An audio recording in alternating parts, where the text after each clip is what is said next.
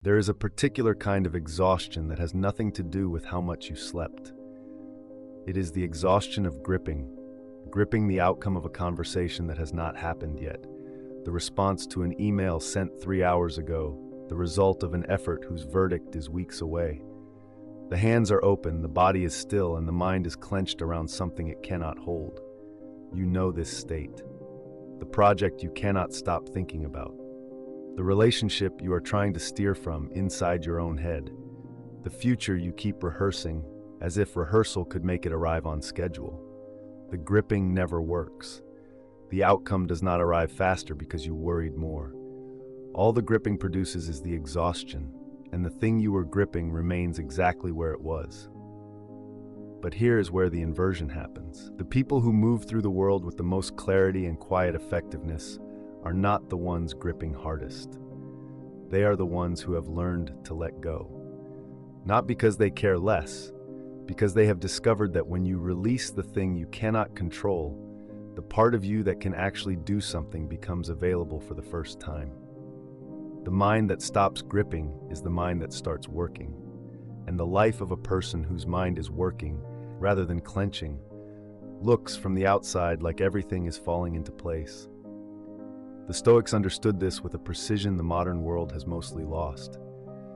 They built a philosophy around the distinction between what you can grip and what you cannot. And they demonstrated, across plagues and exile and the deaths of people they loved, that the person who masters their own mind does not need to master anything else. What follows is how that works, what the grip costs you, what happens when you release it, and why the Stoics believed mastering your mind is the only mastery that produces everything else as natural consequence. Welcome to Logostoic. What you are about to hear is not a productivity hack or a relaxation technique. It is an examination of why the effort you are pouring into controlling your life may be the precise thing preventing your life from working, and what the Stoics, who faced conditions far worse than yours, discovered when they stopped gripping and started governing instead. This is not for everyone. It is for the person who's been trying harder and harder and getting less and less, and is ready to consider that the problem is not the effort, but where the effort is aimed. If that is you, like this video, subscribe to Logostoic and stay for all 3 layers. If you are ready to stop gripping and start mastering, prove it. Comment now. I release the grip. Now let's begin. Start with what the grip is actually doing to you, because most people have never examined it. They experience the tension, the rumination, the inability to stop thinking about the thing they cannot control, and they assume this is just what caring feels like. They assume that the person who worries is the person who is taking things seriously, and that the person who does not worry is the person who has given up. This assumption is wrong, and it is expensive. Epictetus, a man who spent the first part of his life as a slave, whose body was literally owned by another person, drew the sharpest line in all of philosophy between what is within your power and what is not. He called it the dichotomy of control, and it is deceptively simple to state. Some things are up to you, and some things are not. And nearly all human misery comes from pouring your energy into the second category while neglecting the first. Your judgments are up to you. Your intentions are up to you. Your effort, your character, your response to what happens, these are yours. The outcome of your effort, other people's reactions, the verdict of the world, these are not. Now watch what happens when a person ignores this line. They pour energy into controlling outcomes they cannot control. Their mind runs simulations. What if it goes wrong? What if they say no? What if the plan fails? And each simulation consumes real cognitive resources without producing a single useful result. The simulation does not change the outcome. It does not improve the plan. It does not prepare them for the difficulty in any way that an honest 5-minute assessment could not have accomplished. What it does is drain the mental budget that would otherwise have been available for the one thing the person can actually influence: their own conduct in the present moment. There is an image from ordinary life that makes this vivid. Imagine holding a fistful of sand. The tighter you squeeze, the more sand escapes between your fingers. The grip does not preserve the sand. It accelerates the loss. and the person squeezing with maximum force ends up with less than the person who held their hand open and let the sand rest on the palm. The Stoic insight is that most people are squeezing their entire lives this way, clenching around outcomes, around other people, around the future, and the clenching is the mechanism of the loss they are trying to prevent. Modern psychology has given this a clinical name. Researchers studying what they call the ironic process theory, pioneered by the psychologist Daniel Wegner, have documented a remarkably consistent and troubling finding. The harder you try to suppress or control a thought, the more frequently and intensely it returns. Wegner's famous white bear experiment demonstrated that people instructed not to think of a white bear thought about it more than people given no instruction at all.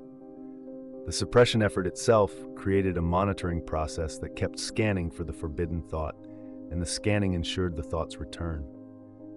The mechanism is almost cruelly precise. The person who tries not to think about the thing they are worried about thinks about it more, not less. The mind that grips the worry tighter gets more worried. The attempt to control the uncontrollable does not produce control. It produces the opposite, a mind increasingly dominated by the very thing it was trying to master. The grip is not the solution to the anxiety. The grip is the anxiety. Seneca observed this from inside some of the most stressful circumstances the ancient world could produce. He served as advisor to Nero, a position that required navigating the whims of one of history's most volatile and dangerous rulers. And in the middle of that, he wrote to his friend Lucilius something that reads like a clinical description of what the modern research has confirmed. We suffer more often in imagination than in reality. The suffering Seneca was describing was not the suffering of actual events. It was the suffering of the grip, the mind's relentless rehearsal of outcomes that have not arrived, the exhausting simulation of futures that may never happen, the slow draining of a person's energy into a projection rather than a present. The events, when they finally came, were almost always smaller than the grip had predicted. The grip had been the larger cost all along. Seneca wrote to his friend Lucilius about this pattern with the clarity of a man who had watched it destroy people around him for decades. He observed that the mind, when it grips a future it cannot reach, does not merely waste energy. It actively distorts the present. The person gripping the outcome of tomorrow's meeting is not fully present in today's preparation. The person gripping the verdict of a relationship is not fully present in the conversation that would actually improve it. The grip steals you from the only moment you can influence, this one, and deposits you in a moment that does not yet exist, where you are powerless. You arrive in the future having neglected the present, and then you grip the next future, and the cycle repeats. Seneca called this living in anticipation rather than in life, and he considered it one of the most common forms of self-inflicted suffering he had ever witnessed. This is the first thing to understand about why mastering your mind changes everything else. The grip is not free. It consumes the very resources, attention, clarity, composure, the capacity to act well in the present, that would have produced the outcome you are worrying about. A person gripping an upcoming presentation is not a person preparing well for it. They are a person whose preparation has been hijacked by anxiety about the result, so the preparation itself suffers, and the result they feared becomes more likely precisely because they feared it. The grip is a self-fulfilling prophecy with a negative sign. The student gripping the exam result studies with a mind fractured by fear, retains less, performs worse, and confirms the fear. The entrepreneur gripping the investor's verdict pitches with tension in their voice, projects insecurity instead of conviction, and gets the rejection they rehearsed. The parent gripping the child's future hovers so closely that the child never develops the independence the parent was trying to protect. In every case, the mechanism is the same. The energy that could have gone into the action went into the worry about the action, and the action suffered, and the result confirmed the worry. Release it, and the resources return. And with the resources available, the mind can do what it was designed to do, which is not to simulate the future, but to act in the present with the full weight of its attention. You have been gripping outcomes that were never yours to hold, and the grip has been costing you the very clarity that would have made them possible. Stop gripping what you cannot hold. Comment below, I release the grip. There is a cost to releasing the grip, and it is worth naming honestly, because no one who has spent years clenching will find the release comfortable at first. The cost is this: you have to tolerate uncertainty. You have to allow the outcome to be unknown, the future to be unscripted, the other person's response to be outside your jurisdiction. And for a mind trained to grip, that tolerance feels initially like giving up, like carelessness, like you are abandoning the thing you care about. Marcus Aurelius knew this feeling intimately because he faced it at a scale that makes most modern uncertainties look trivial. He was emperor during the Antonine Plague, which killed millions across the empire over the course of years. He waged wars on multiple frontiers simultaneously, often commanding in the field himself, with outcomes that could not be predicted or controlled. He was betrayed by a general he had trusted and elevated, and he carried private losses, the deaths of children, the weight of responsibilities no single person should have had to bear, that would have broken most people long before they reached the journal. And yet his journal, the Meditations, is not the document of a man gripping, it is the document of a man releasing. Again and again he reminds himself, confine yourself to the present. Do not let the mind rehearse what has not arrived. Focus on the action that is yours and release the result that is not. He was not doing this because he did not care about the results. He cared enormously, the empire, the war, the plague, his family. He was doing it because he had discovered, through the hardest possible testing, that gripping the results was the one thing guaranteed to make him less effective at producing them. Consider what actually happens in a mind that has released the grip. The cognitive resources that were being consumed by simulation, the what-ifs, the rehearsals, the worry loops, become available again. Attention, which had been fractured across a dozen imagined futures, returns to the present. The person can see what is actually in front of them clearly, without the distortion of anxiety. And from that clarity, action becomes precise rather than reactive. The decision is made on the basis of what is actually happening, not on the basis of what the mind fears might be happening. The grip had been producing noise. The release produces signal. There is a well-documented phenomenon in sports psychology that illustrates this with unusual precision. Athletes describe a state they call being in the zone, a condition of heightened performance in which the mind is fully present, fully engaged, and entirely free of concern about the outcome. The athlete in the zone is not thinking about winning. They are not thinking about the crowd, the score, or what happens if they miss. They are entirely absorbed in the action itself, the mechanics of the shot, the positioning of the body, the feel of the moment. And in that absorption, freed from the grip of outcome anxiety, they perform at their best. Not despite the lack of concern about the result, because of it. The release of the grip is the condition under which peak performance actually occurs. Notice what happens internally when you have experienced this state yourself, because you have, even if you did not name it. There was a conversation where you stopped trying to impress and simply spoke. There was a day at work where you stopped monitoring whether people were watching and simply worked. There was a moment where you stopped rehearsing the outcome and became absorbed in the task. In every one of those moments, the quality of what you produced was higher than usual. The conversation was more honest. The work was more focused. The task was completed with an ease that surprised you. This is not coincidence. This is the architecture of a released mind, producing what a gripping mind cannot. This insight is not unique to the Stoics. It appears independently in traditions separated by thousands of miles and centuries of time. In the Bhagavad Gita, the concept of nishkama karma teaches exactly the same principle. Act without attachment to the fruit of the action. Perform your duty with full attention and full skill, but release the outcome, because the outcome was never yours to hold. The archer shoots, the farmer plants, the student studies. The fruit belongs to a process larger than the individual, and the individual who grasps at it corrupts the very performance that would have produced it. Two civilizations, two languages, two philosophical traditions, and the same structural insight arrived at independently, that the grip on the result is the enemy of the work that produces the result, The Stoic archer metaphor captures this with characteristic economy. An archer aims, draws, releases. The archer's responsibility is the quality of the shot, the steadiness of the stance, the focus of the eye, the smoothness of the release. The arrow, once it leaves the bow, is no longer within the archer's control. Wind, the movement of the target, 100 variables the archer cannot reach.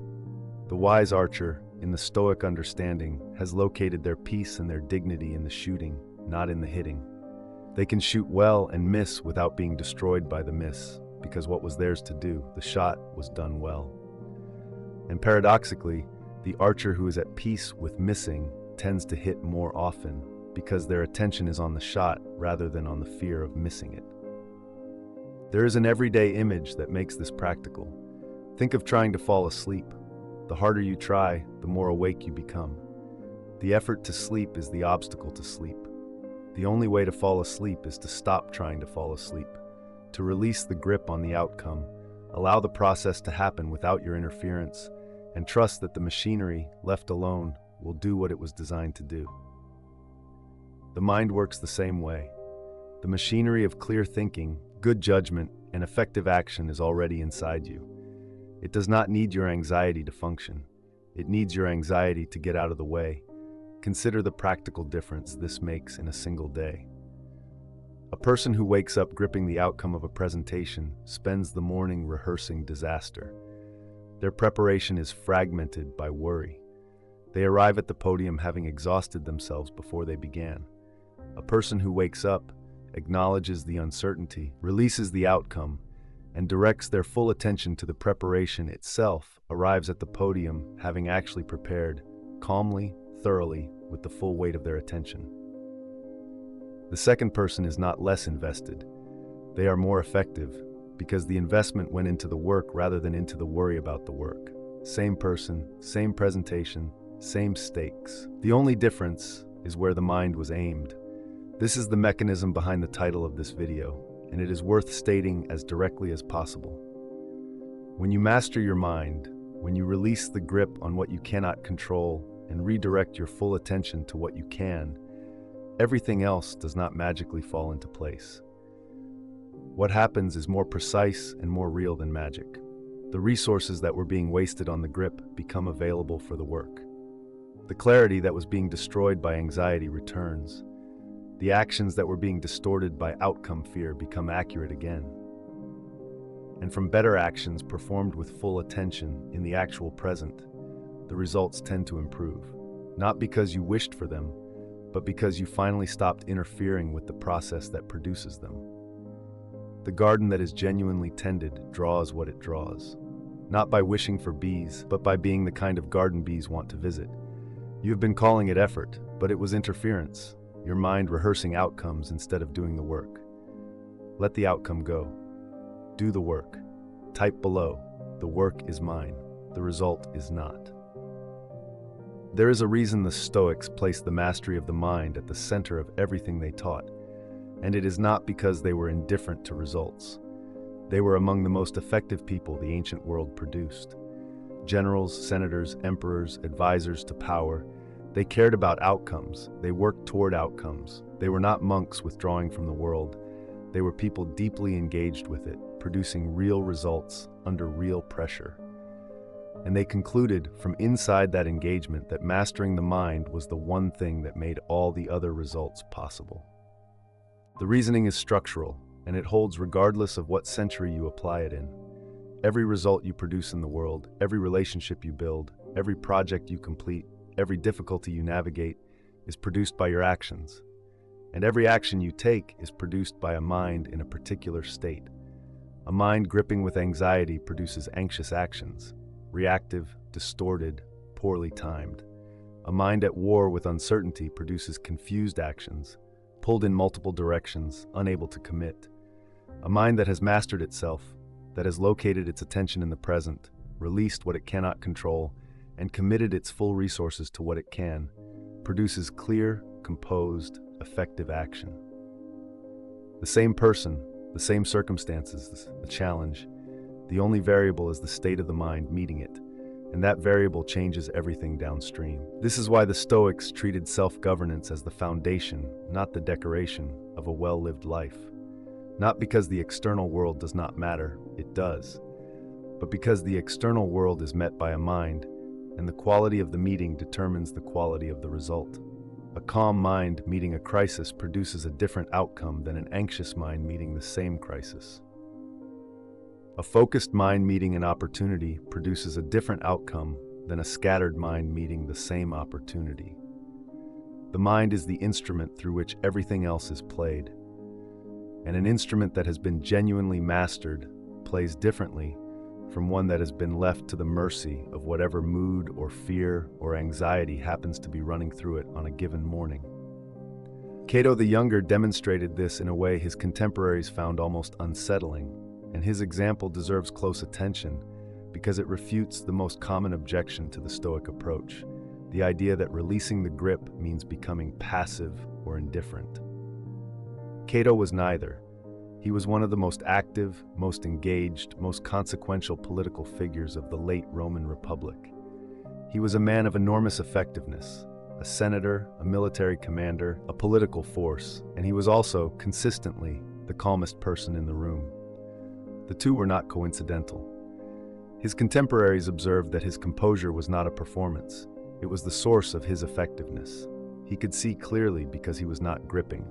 He could decide quickly because his mind was not fractured across a dozen fears.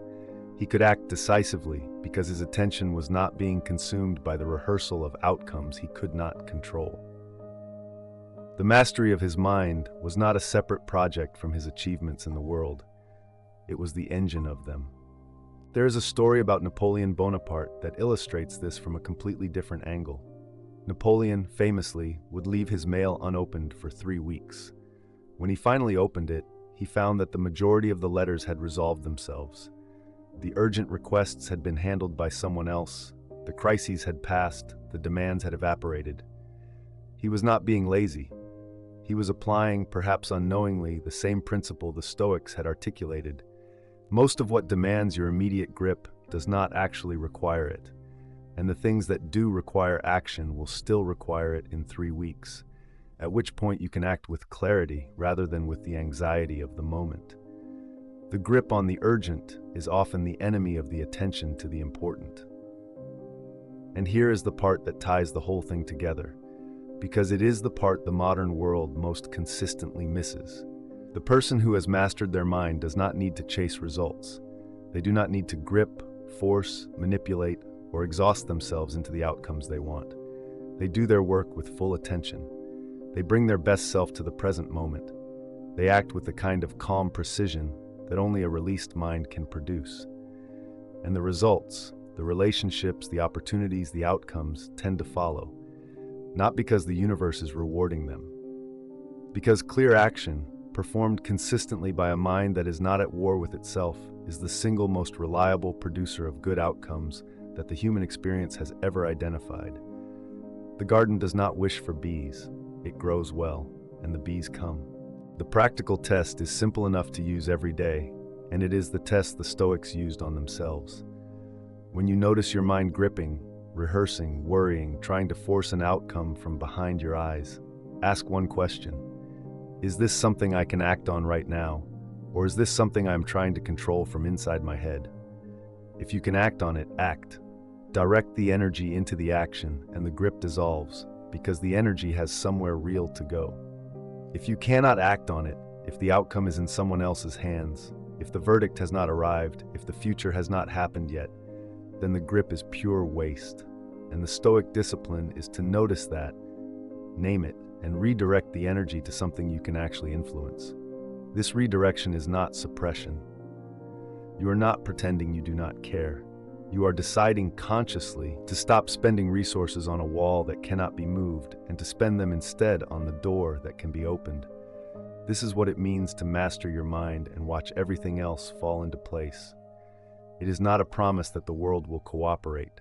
The Stoics were honest about this. The world often does not. Marcus lost children, Seneca was exiled, Cato lost the republic he gave his life to defend. The results are not guaranteed. The Stoics did not promise outcomes. They promised something more durable, the capacity to produce your best possible response to whatever outcome arrives. And a person consistently producing their best response, across years, across difficulty, across uncertainty, is a person whose life tends to accumulate in directions that look, from a distance, remarkably like everything falling into place. Not because the universe cooperated, but because the person finally stopped fighting themselves long enough to cooperate fully with reality. What is guaranteed is that the person who has mastered their mind will meet whatever comes, the good and the terrible, with the full weight of who they are, undistorted by the grip, undrained by the rehearsal, present for the only moment that was ever actually theirs. And that, the Stoics believed, is the only kind of mastery that does not depend on the world's permission. It is the kind you build inside and carry with you, regardless of what falls into place and what falls apart. You have been chasing results with a mind at war with itself and wondering why the results keep slipping. Master the instrument first, everything else follows. Write in the comments, I master my mind first. 3 layers. The grip, the exhausting, self-defeating habit of pouring your finite energy into outcomes you cannot control, draining the very resources that would have produced them. The release, what happens when you stop gripping and let the mind return to the present, where clarity lives and precise action becomes possible again.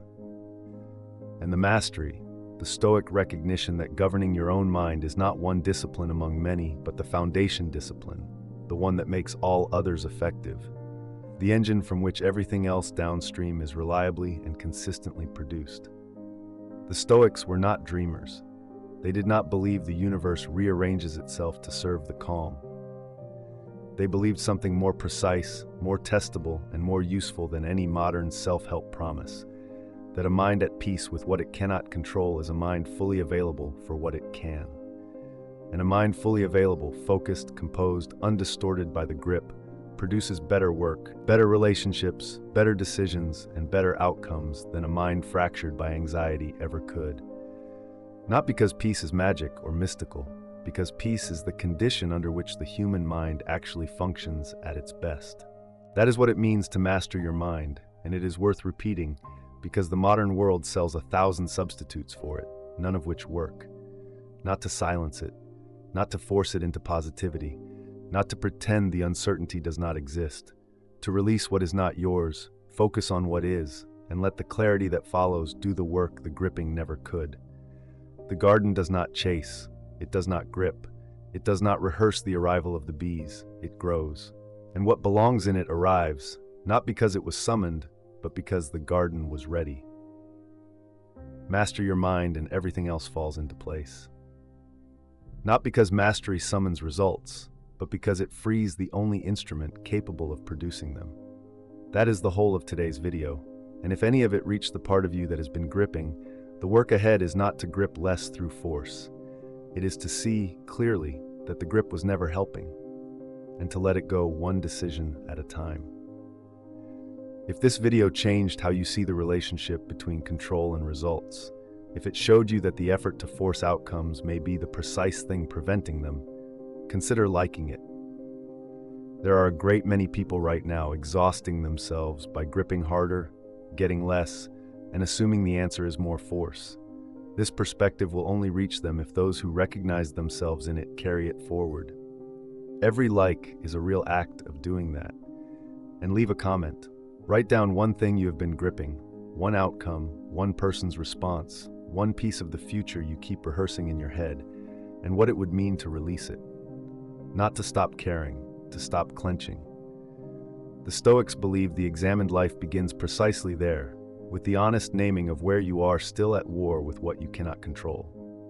The comments below are full of people doing the same work. Add yours. Subscribe to Logostoic, because mastering your mind is not the work of a single video. It is the work of returning, again and again, to the practice of releasing what is not yours and governing what is. That is what this channel is built for. If that is the kind of mastery you actually want, you have found the right place. May you release what was never yours to hold, focus on what always was, and discover, in the quiet that follows, that everything you needed was waiting for you to stop interfering with it.